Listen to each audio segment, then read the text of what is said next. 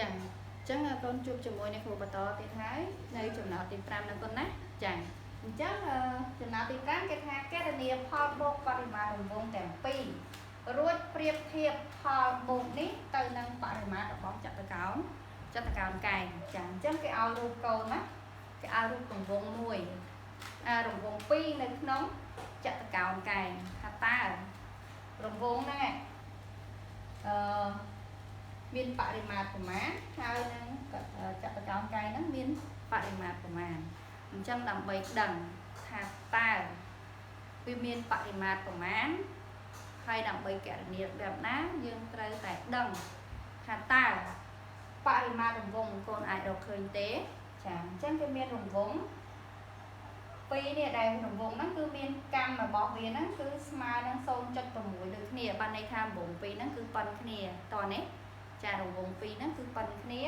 ពេលដែលប៉ុនគ្នាកម្មវា 0.6 ណាអញ្ចឹងកូនអាចរកបរិមាណរង្វង់មួយឃើញណាកូនណាចាប៉ុន្តែអ្វីដែលកូនចាំបាច់ដែលត្រូវរកគឺបរិមាណរបស់ចតុកោណកែងអញ្ចឹងបរិមាណចតុកោណកែងមានរូបមន្តបែបណាបរិមាណរបស់ចតុកោណកែងគឺស្មើបណ្ដោយបូកនឹងទទឹងរួចគុណនឹង2ចាអញ្ចឹងឥឡូវកូនសង្កេតមើលរូបនេះតើគេបានប្រាប់កូនហើយនៅបណ្ដោយស្មើប៉ុន្មាននៅវាមិនអញ្ចឹងអីចាប៉ុន្តែកូនអាចរកឃើញទេចាអញ្ចឹងកូនមើលនេះបណ្ដោយរបស់ចតុកោណកែងស្មើអីគេកូនទាញមើលស្មើអី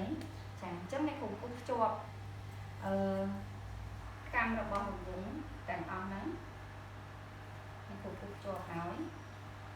ចានៅពេលដែលកូនពុះពេលដែលកូនពុះភ្ជាប់ណាពេលដែលកូនពុះភ្ជាប់ទៅនេះកូនមើលរង្វង់មួយនេះគឺជាអង្កត់ចិត្តរបស់រង្វង់មួយនេះក៏ជាអង្កត់ចិត្តរបស់រង្វង់មួយចាហើយកម្មរបស់វាគឺ 0.6 អញ្ចឹងរង្វង់របស់វាឃើញប៉ុន្មានចារង្វង់សំទោសណាមិនមែនរង្វង់ទេកម្ម 0.6 ចុះអង្កត់ចិត្តរង្វង់មួយហ្នឹងស្មើប៉ុន្មានអញ្ចឹងបានន័យថារង្វង់មួយគឺមាន 0.6 ពីរដងព្រោះឯងអង្កត់ចិត្តវាស្មើប៉ុណ្ណឹងមិនអញ្ចឹងហីអញ្ចឹងខាងនេះក៏អញ្ចឹងគឺដូចគ្នាចានៅពេលដែលដូចគ្នាអញ្ចឹងយើងអាចរកបណ្ដោយរបស់ចតុកោណកែងបានអត់បើអង្កត់ចិត្តរង្វង់ទាំងពីរហ្នឹងគឺស្មើនឹងជ្រុងរបស់ចតុកោណកែងនេះអញ្ចឹងកូនអាចរកបានអត់ចាអញ្ចឹងនេះគឺ 0.6 ហើយនេះគឺ 0.6 ដែរអញ្ចឹងកម្មគឺ 0.6 0.6 អញ្ចឹង 0.6 មានប៉ុន្មានដងមាន14ដងមិនអញ្ចឹងហីចាអញ្ចឹងអង្កត់ចិត្តនេះមួយឃើញប៉ុន្មាន 0.6 0.6 ឃើញ 1.2 ម៉ែត្រមួយនេះទៀតគឺឃើញ 1.2 ម៉ែត្រដូចគ្នាតោះណាអញ្ចឹង0.2 ម៉ែត្របូក 0.2 ម៉ែត្រឃើញ 2.4 ម៉ែត្រអញ្ចឹងអ្នកគ្រូអាចទាញបានថាបណ្ដោយរបស់ចតុកោណកែងហ្នឹងគឺស្មើនឹង 2.4 ម៉ែត្រតោះណាកន្លែងហ្នឹងហ្នឹងតោះនេះចាតោះណាកន្លែងហ្នឹងចាអង្កត់ចិត្តរបស់រង្វង់មួយហើយនេះមួយទៀតអញ្ចឹងរង្វង់ហ្នឹងគឺជារង្វង់ពីរប៉ុនគ្នាព្រោះអីវាមានអង្កត់ចិត្តស្មើគ្នាកម្មក៏ស្មើគ្នាដែរអញ្ចឹងជារង្វង់ស្មើប៉ុនគ្នាណាចាអញ្ចឹងកូនអាចរកបណ្ដោយឃើញហើយចុះទទឹងវិញទទឹងដូចគ្នាកូនទទឹងរបស់រង្វង់នេះទទឹងរបស់ចតុកោណកែងនេះគឺស្មើគេកូនមើលបើសិនជាអ្នកគ្រូបន្លាយទូអង្កត់ចិត្តរបស់រង្វង់នេះនៅពេលដែលកាត់មកអញ្ចឹងអង្កត់ចិត្តរបស់រង្វង់នេះស្មើនឹងបណ្ដោយរបស់ចតុកោណកែងអញ្ចឹងបណ្ដោយរបស់ស្មើនឹងទទឹងរបស់ចតុកោណកែងណាចាសំទោសអង្កត់ចិត្តរបស់រង្វង់នេះគឺស្មើនឹងទទឹងរបស់ចតុកោណកែងអញ្ចឹងទទឹងរបស់ចតុកោណកែងស្មើនឹងប៉ុន្មានគឺ 1.2 ម៉ែត្រចាអញ្ចឹងកូនអាចរកជ្រុងឃើញចឹងដល់ពេលដែលកូនរកជ្រុងទទឹងរបស់ចតុកោណកែងបណ្ដោយរបស់ចតុកោណកែងឃើញតើកូនអាចរកបរិមាណចតុកោណកែងឃើញទេចាគឺអាចរកឃើញមិនអញ្ចឹងហីចាអញ្ចឹងគឺកូនរកទៅហើយរួចហើយកូនមកប្រៀបធៀបជាមួយនឹងបរិមាណរបស់រង្វង់ទាំងពីរហើយនឹងចតុកោណកែងតើមួយណាច្រើនជាងឬក៏មួយណា តិចជាងអញ្ចឹងណាកាលណាយើងយកមកប្រៀបធៀបគឺមានតែតិចច្រើនឬក៏ស្មើណាចាចឹងកូនតាមដានជាមួយនឹងគ្រូទាំងអស់គ្នាដំបូងឡើយគឺត្រូវរកអីរកបរិមាណរង្វង់ទាំងពីរមែនអត់ចារកបរិមាណរង្វង់ទាំងពីរចឹងរង្វង់ទាំងពីរគឺជារង្វង់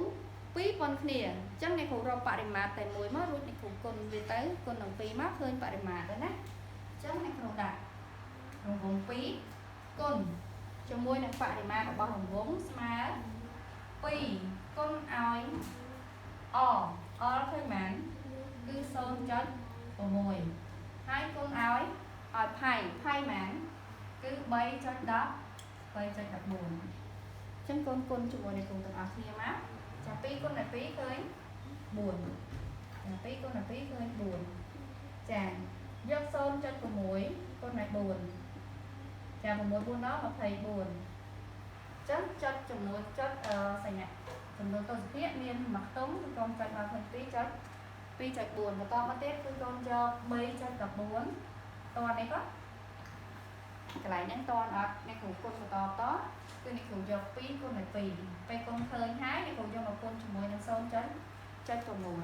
ពេលគុណឃើញជាមួយ 0.6 ហើយអ្នកគ្រូយកវាមកគុណជាមួយនឹង 3.14 ណាកូនណាចាអញ្ចឹងគុណជាមួយអ្នកគ្រូមក4 4 ដង 16សេលេខ6ត្រាទឹក1 4 ម្ដង 4 4 1 5 4 3 ដង 12ចាអ្នកគ្រូសេលេខ3.14គុណជាមួយនឹង 2.4 4 4 ដង 16សេលេខ6ត្រាទឹក1 4 ម្ដង 4 4 1 5 4 3 ដង 12 ពី2 ដងពី4 ដង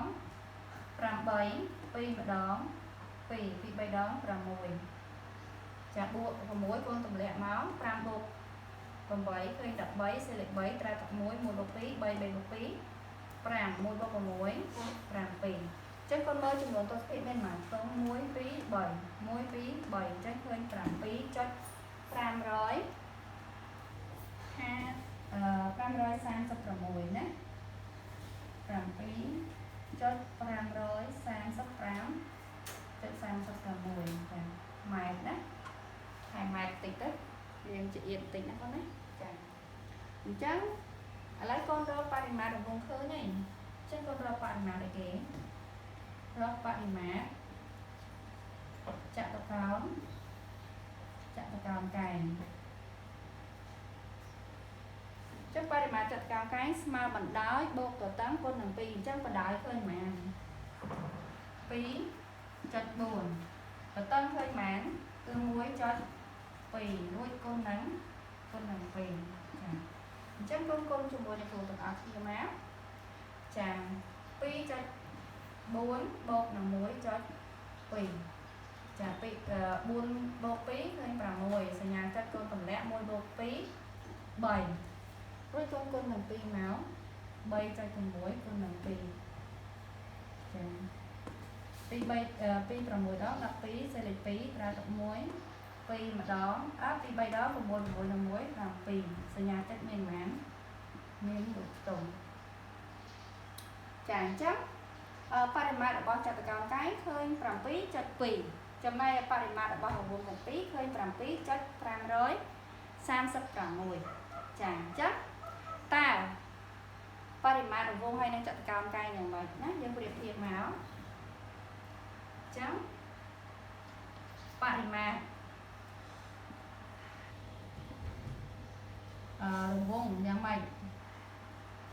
យើងឃើញទៅបរិមាណរង្វង់ស្មើអញ្ចឹងអ្នកគ្រូសេមកប្រៀបធៀបបរិមាណរង្វង់ប្រៀបធៀបបរិមាណរង្វង់និងបរិមាណចតុកោណកែងចាអញ្ចឹងបរិមាណរបស់រង្វង់ឃើញប៉ុន្មាន 7.536 536ចាចំណែកបរិមាណរបស់ចតុកោណកែងឃើញ7.2ចាអញ្ចឹងបងប្រៀបធៀបមើលថាតើយ៉ាងម៉េចទាំងពីរហ្នឹងអញ្ចឹងកូនបើកូនអត់ចេះបើកូនចេះគឺកូនអាចធ្វើបានហើយតែបើសិនកូនអត់ចេះកូនអាចអ្នកគ្រូប្រាប់កូនពីរបៀបអញ្ចឹងចំនួនទស្សនវិជ្ជាខាងនេះមានប៉ុន្មានតុងមាន3តុងអញ្ចឹងនេះមានតែ1តុងឯងអញ្ចឹងកូនអាចថែម0បានគ្រប់ស្មើគ្នាដើម្បីកុំឲ្យកូនច្រឡំអញ្ចឹង7.536មួយទៀត7.200តើមួយណាយ៉ាងម៉េចនឹងគ្នាចាគឺ7.536ធំជាងបរិមាណរបស់ចតុកោណកែងឃើញតែ7.200ឯងអញ្ចឹងកូនអាចឆ្លើយប្រាប់គេបានថាដូចនេះបរិមាណគេបរិមាណរង្វង់ចាបរិមាណរង្វង់ធំជាងបរិមាណរបស់ចាបរិមាណរបស់ចតុកោណកែងមិនចឹងអីចាបរិមាណរង្វង់គឺធំជាងបរិមាណរបស់ចតុកោណកែងចាយ៉ាងម៉េចដែរកូនចាអញ្ចឹងកូនមើលថាតើកូនឆ្ងល់កន្លែងណាអត់បើសិនជាកូនឆ្ងល់កន្លែងណាកូនអាចខមមិនសួរអ្នកគ្រូបានណាកូនណាចា